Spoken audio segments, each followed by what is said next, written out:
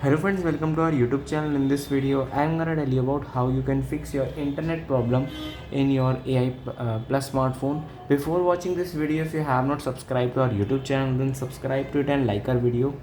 To fix your internet problem, first friends, you have to open your control center by swiping down, and you will see here it is airplane mode.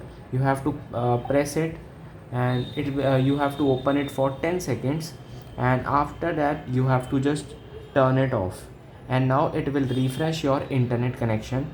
And if it is does not work, there are two more steps you can do beside this. So first you have to go to the mobile network, click on your sim card. Here it is access point name, click on APN, then click on reset to default. The next step you can do is go to the search and click on reset here,